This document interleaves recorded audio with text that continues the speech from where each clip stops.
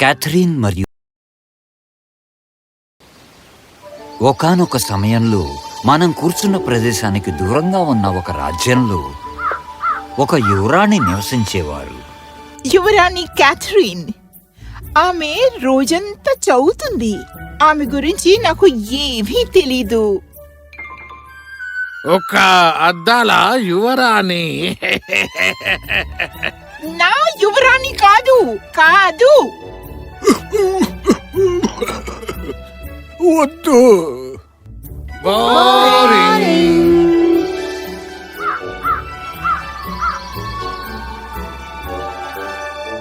ప్రజలు అనుకుంటున్నారు మీరు బోరింగ్ అని. నన్ను బాధించవు. ఇప్పుడు మీరు వదిలేస్తే నేను బాగా ఉడికించిన గుడ్డును సీసాలో పెట్టడానికి చూస్తా. మరొక సైన్స్ ప్రయోగమా? మనం బయటకు వెళ్ళాలి, ఆనందించాలి, పార్టీ, కొత్త ప్రజలను కూడా కలవాలి కదా. ఆహాహా! నేను చేశాను. నువ్వు నా మాటలు వింటున్నావా లేదా? అసలు నేను ఎలా చేశానో తెలుసుకోవాలంటే మీకు ఆసక్తి ఉండాలి, అవునా? లేదు. చూడండి, మొదట నేను మండుతున్న కాగితాన్ని సీసాలో ఉంచాను. నాకు ఆసక్తి లేదు. సీసాలో కాగిలిపోయిన కాగితం గాలి విస్తరించడానికి ఒత్తిడి పైకి వెళ్ళడానికి కారణమవుతుంది. అగ్ని ఆక్సిజన్ అయిపోయినప్పుడు ఉష్ణోగ్రత చల్లబడుతుంది, గాలి కుదించబడుతుంది, బాటిల్ ఓపెనింగ్ ద్వారా గుడ్డు లోపలికి వెళ్తుంది. మీది అయిపోయిందా? దీంతో అయిపోయింది. యువరాణి, మహారాజు. నానా నాన్నా వద్దు. రాజు మరణించడంతో సింహాసనం యొక్క ఏకైక వారసురాలు ప్రిన్సెస్ క్యాథరిన్ నార్వా రాణి కావడం జరిగింది. కానీ తను చేయవలసిన విషయాల గురించి ఖచ్చితంగా తెలియలేదు. చూడండి, యువరాణి క్యాథరిన్ పరిపాలన విషయాల్లో ఎప్పుడూ శ్రద్ధ చూపలేదు. తనను తాను ఎప్పుడూ పుస్తకాలలో పాతిపెట్టుకుంది. అవును, చివరికి మీరు రాణిగారు కాబోతున్నారు కదా. నాకు తెలీదు క్యాక్టస్. నేను సిద్ధంగా ఉన్నానని అనుకోవడం లేదు. యువరాణి, మన రాజ్యంపై దాడి జరిగింది. ఏమిటి? మంత్రి గారు, ఏం జరుగుతోంది? ప్యాంటో, అయోలా రాజు మన శోక సమయంలో మనపై దాడి చేశాడు. మేము అతని సైన్యానికి సరిపోవడం లేదు. యువరాణి, మీరు తప్పక భద్రత వైపు పారిపోవాలి. కానీ మన రాజ్యం చాలా ఆలస్యమైంది. మేము లొంగిపోవలసి ఉంటుంది. కానీ మీరు తప్పక పారిపోవాలి. అతను వారసులని సజీవంగా ఉంచడు. కానీ మీరు సిద్ధంగా ఉన్నప్పుడు మా కోసం తిరిగి రండి. ఇప్పుడు పారిపోండి.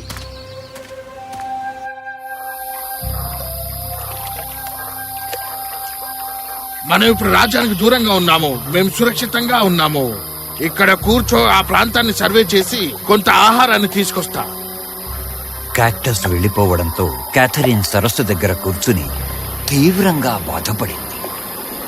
అకస్మాత్తుగా ఆమె వెనుక ఏదో దూసుకుపోవడం వినిపించింది. ఆ? క్యాథరిన్. ఎవరు? ఎవరిది? ఎవరిది? నేను, నీ విధిని నేను. నా ఏంటి? నేను ఎందుకు మిమ్మల్ని చూడలేను? మీరు ఎక్కడ దాక్కున్నారు? రాహు! ఏంటి మీరు? మీరు ఎంచుకున్న మార్గం నేను. మీరు తీసుకునే నిర్ణయాలు, మీరు తీసుకునే రహదారులు, మిమ్మల్ని తయారు చేసింది నేను. నేను మీ విధి. ఇది నాకు అర్థం కావడం లేదు. ఇది నిజం కాదు. నేను కలలు కంటున్నాను. అచ్! ఇది కల కాదా? లేదు క్యాథరిన్, నేను మీలాగే నిజమైన దాన్ని. మీకు ఏం కావాలి? ఏం కావాలి? ఇది నాకు కావాల్సింది కాదు, కానీ మీకు కావలసింది ముఖ్యమైనది. చెప్పు క్యాథరిన్, నేను మీ డెస్టినీ సంతోషకరమైన బహుమతిగా లేదా సంతోషకరమైన భవిష్యత్తుగా ఉండాలని మీరు కోరుకుంటున్నారా? ఇది నాకు సరిగ్గా అనిపించడం లేదు. కానీ నాకు సంతోషకరమైన బహుమతి కావాలంటే నా జీవితాంతం నేను బాధపడాల్సి వస్తుందని చెప్పండి, లేదా నా జీవితాన్ని ఆస్వాదించే సంభావ్యత తర్వాత ఒక అందమైన భవిష్యత్తు పొందడానికి మేం ప్రస్తుతం జీవిస్తున్నప్పుడు ఇప్పుడు దాన్ని ఆస్వాదించే సంభావ్యత మించిపోతుంది. ఈ విధంగా మనం జన్యుపరంగా ఏర్పరిచినవి చెప్పాలంటే కాబట్టి ఏ తెలివిగల వ్యక్తి అయినా కళ్ళ నుండి నేరుగా కనిపించే ఈ అవాంఛనీయమైన ఇబ్బందికరమైన పరిస్థితిని ఊహించినట్లుగా నేను ఇప్పుడు ఇబ్బందుల్ని భరిస్తాను. అలాగే భవిష్యత్తులో ఎదురు చూడడం మంచిది, అవునా? మీరు ఇప్పుడు ఏం చెప్పారో తెలీదు. నేను సంతోషకరమైన భవిష్యత్తును ఎంచుకుంటా. మంచిది, సరే, మీకది ఉండాలి. ఇక దాంతో తరంగం సరస్సులోకి తిరిగి విరిగిపోయి దాని ఉపరితలంపై చూర్ణం చేసి ఒక క్షణంలో అంతా ప్రశాంతంగా నిశ్శబ్దంగా మారింది. ఇప్పుడు ఏం జరిగింది? రాత్రి సరస్సు దగ్గర విశ్రాంతి తీసుకున్నాక క్యాథరిన్ క్యాక్టస్ డాన్లాండ్ రాజ్యానికి బయలుదేరారు. వారు రాజ్యంలోని ఒక చిన్న పట్టణానికి చేరుకున్నప్పుడు వారు మార్కెట్ను దాటుతుండగా క్యాథరిన్ యొక్క వృద్ధురాలిని ఒక భారీ సంచిని ఇబ్బందులతో మోసుకెళ్లడం చూసింది. మ్యామ్, నేను మీకు సహాయం చేయవచ్చా? మరి మీరెందుకు చేస్తారు? నేను ఈ పట్టణంలో కొత్తగా వచ్చాను, ఉద్యోగం కోసం చూస్తున్నా. బ్యాగ్ తీసుకెళ్ళడానికి నేను మీకు సహాయం చేస్తా. బదులుగా నన్ను మీరు ఇంటికి లేదా బేకరీ లేదా ఎక్కడైనా సిఫారసు చేస్తే నాకు సహాయం చేసిన వారు అవుతారు. మీరు ఉద్యోగం కోసం చూస్తున్నారా? ఎందుకు? నేను పనులను నాకు సహాయం చేయడానికి ఒకరిని నియమించుకోవాలని చూస్తున్నాను. 10 వెండి నాణేలు నేను చెల్లించగలిగేది అంతే. మీరు నా వద్ద ఉండవచ్చు. అది అద్భుతంగా ఉంది, ధన్యవాదాలు. అలా క్యాథరిన్ ఆ లేడీ కోసం పనిచేయడం ప్రారంభించింది మరియు ఆమె చాలా బాగా పనిచేసింది. ఒకరోజు ఆ మహిళ మార్కెట్కి వెళ్ళినప్పుడు క్యాథరిన్ తన పనిని తీసుకుని కిటికీ వద్ద కూర్చుని ఉంది. ఓ, ఇక్కడ మీరున్నారా క్యాథరిన్? నువ్వా? నేను నిన్ను శాంతిగా వదిలేస్తానని మీరు నిజంగా అనుకున్నారా? మీరు సంతోషకరమైన ఫ్యూచర్ ఎంచుకున్నారు, గుర్తుందా? అప్పుడు వృద్ధురాలు ఇస్త్రీ చేసి ఉంచిన తన అత్యుత్తమ నారదుప్పట్లు బట్టలన్నిటినీ పైకి ఎగరేసేసి ప్రతిదీ ముక్కలుగా చించి నేలపై పడేసింది. ఆమె అయ్యో, వద్దు, నా యజమాని నన్ను క్షమించదు. అవును, మరి ఆమె మిమ్మల్ని కాపలాదారులకు అప్పగించి నేను చెరసాల పాలు చేయొచ్చు. నేను ఇప్పుడు ఏం చేయాలి? పారిపో లేదా ఉండిపో, పర్యవసానాలను భరించు.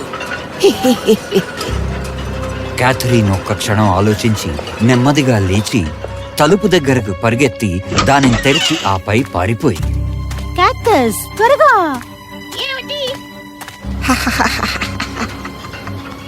రోజులు గడిచిపోయాయి. క్యాథరిన్ ఒక బేకరీలో ఉద్యోగం సంపాదించింది. కానీ మునిపటిలాగే డెస్టినీ మళ్లీ వచ్చి ప్రతి దాన్ని పాడు చేసింది. పరిగెత్తు. క్యాక్టస్, త్వరగా! ఏమిటి మళ్ళీనా? ఇలా ఈ విధంగా 11 నెలలు జరిగింది. క్యాథరిన్ ఒక కొత్త స్థలాన్ని కనుగొన్న ప్రతిసారి ఆమె డెస్టినీ వచ్చి ఆమెను విడిచిపెట్టమని బలవంతం చేస్తూనే ఉంది. చివరిగా తన చివరి ఇంటి నుండి తరిమివేయబడిన తర్వాత క్యాథరిన్ ఇప్పుడు ఎంతో నిరాశతో నిశ్శబ్దమైన సరస్సు అంచున కూర్చుని తన గత జీవితం గురించి గుర్తు చేసుకుంది.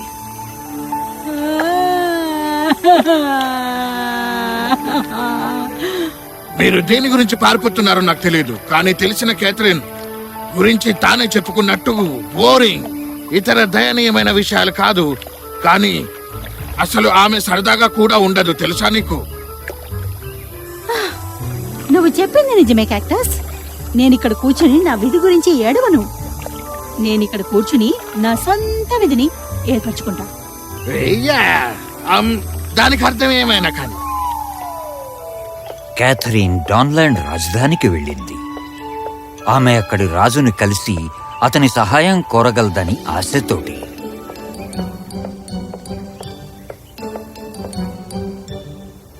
కింగ్ బెర్నార్డ్ ప్రస్తుతానికి చాలా ఇబ్బందిలో ఉన్నాడు.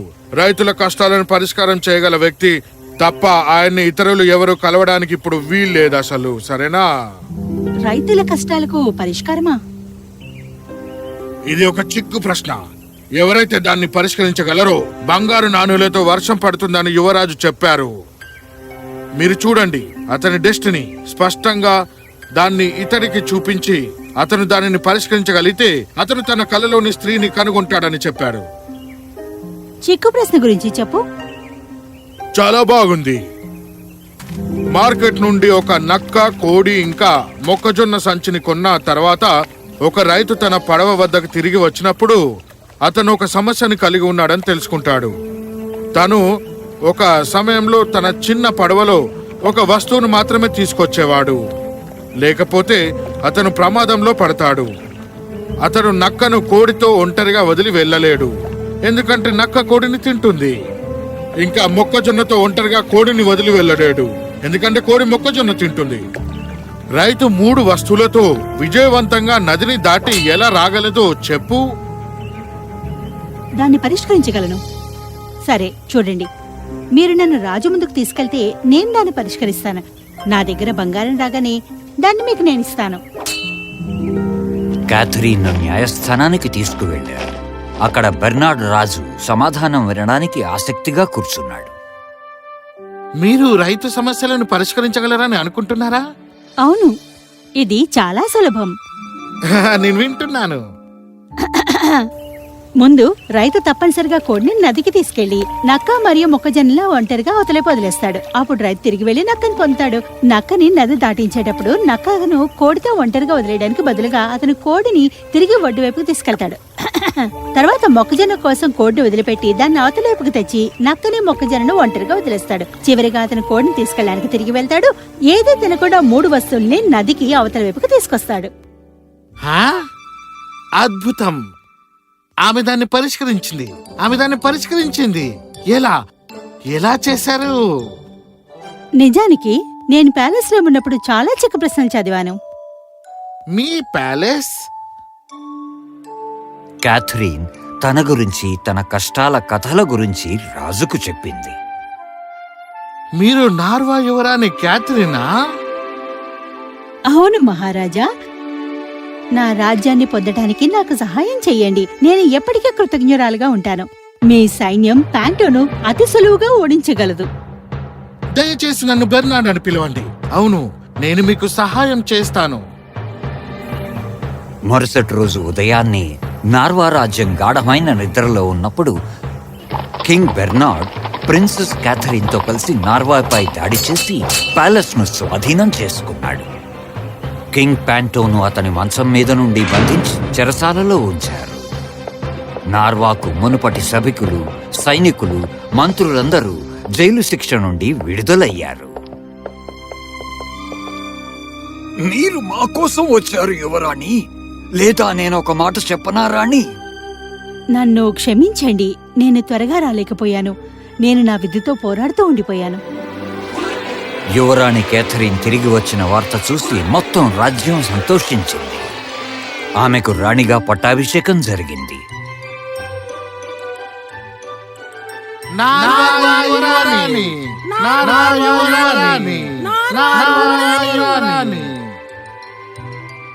క్వీన్ క్యాథరీన్, ఆమె చాలా స్మార్ట్. నేను ఆమెలో ఉండాలనుకుంటున్నాను. అద్దాలతో యువరాణి నేనంటాను. అవును అవును.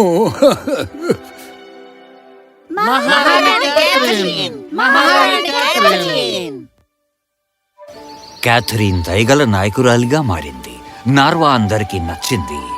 తర్వాతి వసంతకాలంలో క్యాథరీన్ మరియు బెర్నార్డ్ ఒకరినొకరు వివాహం చేసుకున్నారు. రాజ్యంలో గొప్ప విందు జరిగింది. మీరు అందంగా కనిపిస్తున్నారు. మీ పేరేమిటి? బహుశా ఆటో కదా? అది విచిత్రమైన పేరు. మీరు అనుకోలేదా? హే, లేదు. ఎక్కడికి వెళ్ళిపోతున్నావు? మరి క్యాథరీన్ డెస్టినీ విషయానికొస్తే ఆమె దాని బాధ్యతలు స్వీకరించినందున అది మరలా కనిపించలేదు. మరియు మేము మా స్వంత విధిని నిరూపించాము.